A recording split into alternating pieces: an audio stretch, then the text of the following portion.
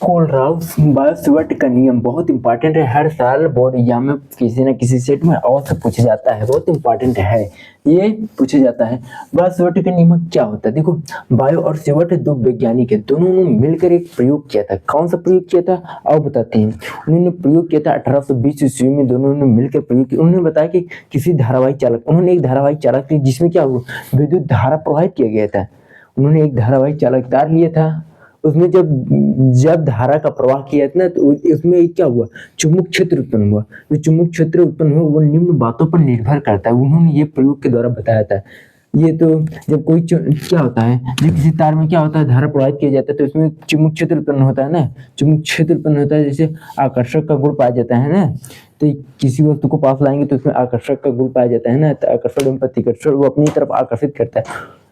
1820 ईस्वी में बायो एवं सेवर्ट नामक वैज्ञानिकों ने किसी धारावाहिक चालक तार में प्रवाहित जो होता है विद्युत धारा, वो निम्न बातों पर चुंबक क्षेत्र जो उत्पन्न होता है, धारावाहिक चालक तार में जो चुंबक क्षेत्र उत्पन्न होता है वो निम्न बातों पर निर्भर करता है। उन्होंने ये प्रयोग के द्वारा बताया था। और देखो, पहली बात है किस बात पर निर्भर करता है। 1820 ईस्वी में बायो सेवर्ट नामक वैज्ञानिकों ने किसी चालक के चारों तरफ उत्पन्न चुंबक क्षेत्र के संबंध में एक नियम प्रस्तुत किया, जिसको क्या कहते हैं, बायो सेवर्ट का नियम कहते हैं। ये क्या मान लेते हैं, ये एक चालक तार है जिसमें धारा आई प्रवाहित हो रही है और यहाँ पर चुंबक क्षेत्र उत्पन्न हो रहा है। चुंबक क्षेत्र को डेल्टा बी से प्रदर्शित किया, ये बिंदु पी है और इनकी बीच की दूरी क्या है, आर है, और यहाँ की अल्पांश लंबाई क्या है, डी एल है, और कोण कितना बना है, थीटा बना है। इन्होंने प्रयोग क्या बताया थे, जो चुंबक क्षेत्र होता है वो क्या होता है, जो चुंबक क्षेत्र होता है वो धारा के समानुपाती होता है।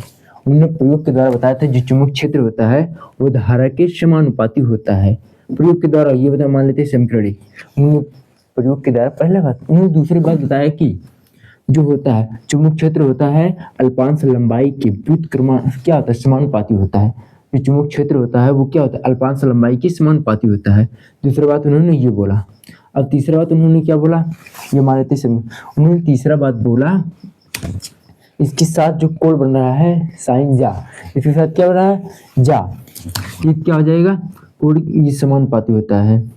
जो कोण बना चुंबक क्षेत्र साइन जा के समानुपाती, जा किसके पर प्रदर्शित करते हैं, साइन से, ये क्या हो जाएगा, समानुपाती हो जाएगा, थीटा मान लेते थ्री। चौथी बात उन्होंने बोला कि जो चुंबक क्षेत्र उत्पन्न हो रहा है ये जो बीच की दूरी है, बीच की दूरी के व्युत्क्रमानुपाती होता है। क्या होता है, व्युत्क्रमानुपाती होता है। क्या होता है, व्युत्क्रमानुपाती होता है। ये जो चुंबक क्षेत्र है वो व्युत्क्रमानुपाती होता है, दूरी की व्युत्क्रमानुपाती होता है। देखो, उन्होंने हम बताते हैं, ऐसे रटना नहीं है, रटना नहीं समझना है। उन्होंने एक धारावाहिक चालक तार, एक तार लिया, उसमें क्या हुआ, जब धारा प्रवाहित किया, ये क्या धारा प्रवाहित किया तो उसमें जो चुंबक क्षेत्र उत्पन्न हुआ ना, चारों तरफ चुंबक क्षेत्र उत्पन्न हुआ, वो निम्न बातों पर निर्भर करता है।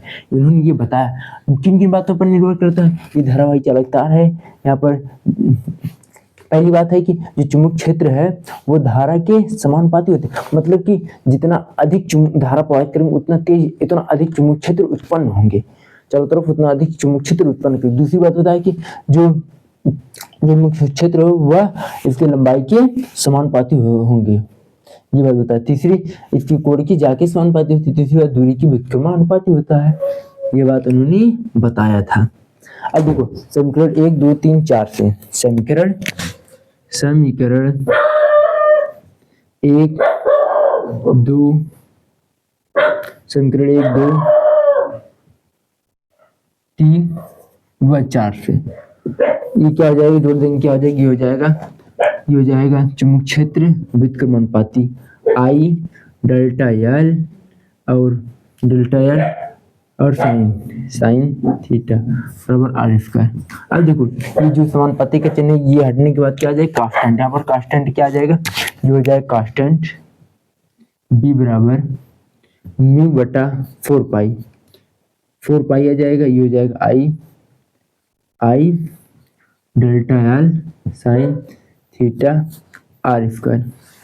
ये हो गया समानुपाती का चिन्ह हटने के बाद। ये इन्होंने बताया था, ये बोर्ड एग्जाम में पूछा जाता है, केवल ये बात याद रखना, यही बताना है, ये हो गया। अब इसका मान क्या होता है, म्यू का मान क्या होता है, ये देखो म्यू बराबर होता है म्यू बटा 4, इसका मान होता है 10⁻⁻7 मीटर, क्या होता है, Newton ampere square, Newton ampere square क्या होता है, एम्पियर स्क्वायर होता है, क्या होता है, इसका मान होता है। नहीं उन्होंने बात बताया, यही लिखना है। थैंक्स दोस्तों, मिलते हैं अगले वीडियो में, तब तक के लिए धन्यवाद। ऐसे ही मजेदार और इंटरेस्टिंग पढ़ने के लिए हमारे चैनल को सब्सक्राइब करें। ओके।